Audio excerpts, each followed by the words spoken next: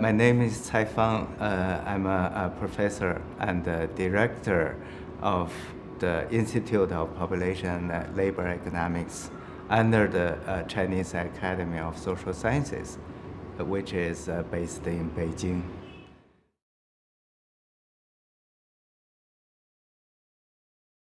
The conference is really interesting. First of all, it's not just the academic debate. It's very policy-oriented discussions.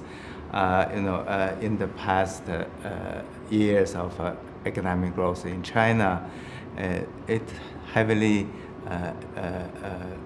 depends on the rest of the world. For example, we need resources from Latin American countries and from Africa, and also some of the Chinese investors go abroad investing in African countries and Latin American countries. Therefore, when the Chinese economic growth model changes, we need to see what's going on in the future in terms of the relationship between African, Latin American countries and China.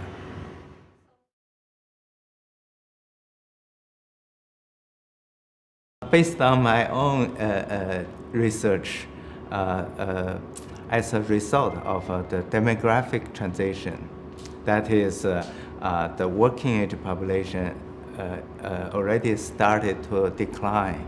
That is, we are losing the demographic dividend. So previous sources driving the economic growth of China will be vanishing. Therefore, we need to find a new sourcing to sustain the economic growth in the future, mainly the productivity enhancement. So therefore, you have to shift the development model in order to dig out the new economic sources.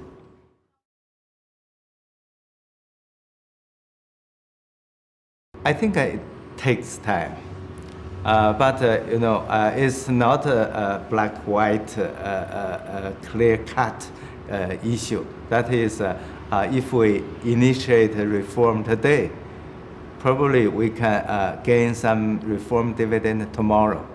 But next, we still have a lot of new areas to reform. Therefore, we continue this process.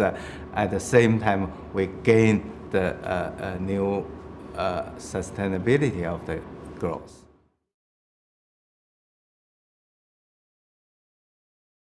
I think within short term, we can still make profitability from the transformation, but it will take a long time. I believe until someday, officially, actually, the central leadership of China set the goal for the year 2020. So at least 2020 is a certain stop for the Chinese economic growth.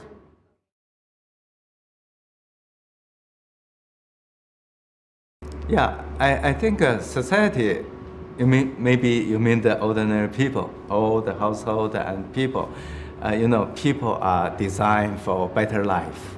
So the better life comes from increasing per capita income and safer food and clear air and water. So therefore, they think the transformation of development model can provide better environment, faster economic growth. Therefore, they are happy about this transformation. They want to be part of this.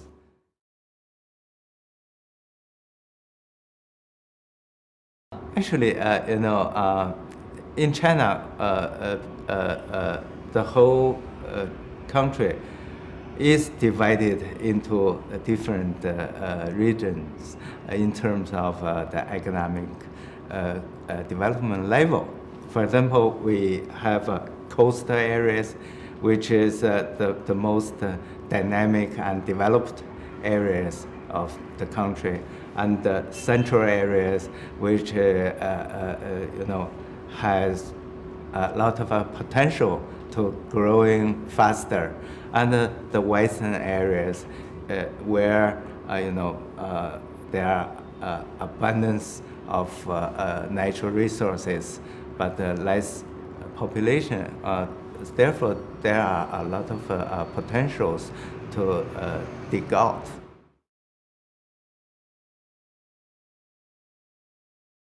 We have implemented one-child policy for the past more than 30 years.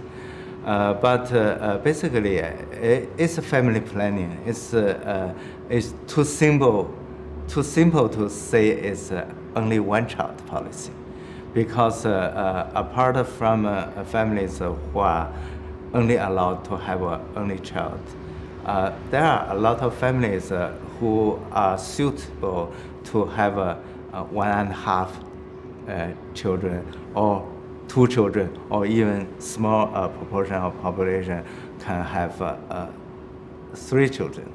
So, but very recently, the central government relaxes the one-child policy restriction. That is, those couple with one being only child can have 2 children. So therefore, the fertility rate tends to, at least a little bit higher. So that will balance the population structure, and also is, the people want to have a happier life. They want to decide how big the family size should be. So therefore, they have more autonomy to decide on this issue.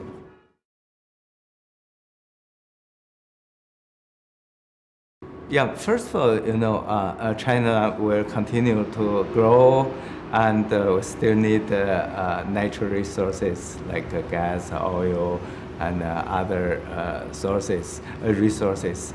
That's one thing. That will be continuing. Apart from that, the new model of China's economic growth will require more sophisticated capital goods, which in some Latin American countries can provide. And as people are getting richer and richer, they want to go abroad to be sightseeing. I think, yeah, tourism. Particularly, in China, in very recent years, the air is polluted. People want to go abroad to breathe more fresh air. I think Latin American countries are the best place to go.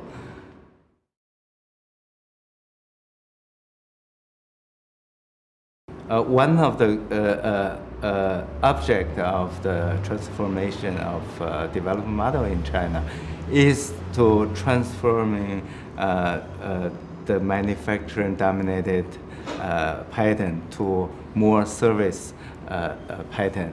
But the Chinese service sectors has been more traditional services like retail and marketing and things like that.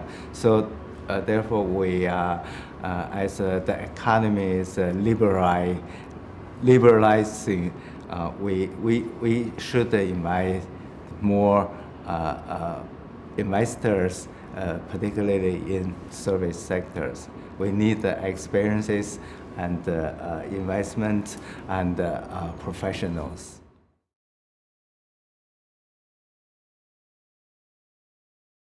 On the one hand, Africa is quite a favorite place for Chinese investors to invest because the labor cost and the land cost are much cheaper there than in China. On the other hand, in some African countries, they have resources-related industries in which they have a comparative advantage. Therefore, they can trade for the goods with comparative advantage in China. So we can continue to trade each other.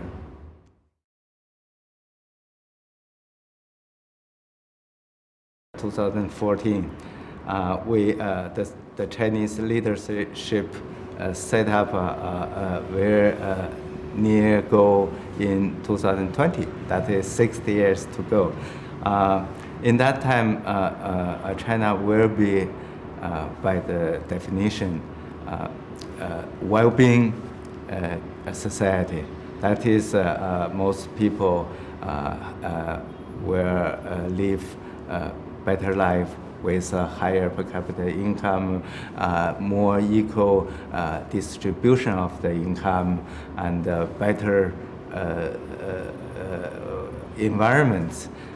So basically, China will be much closer to a group of high-income country.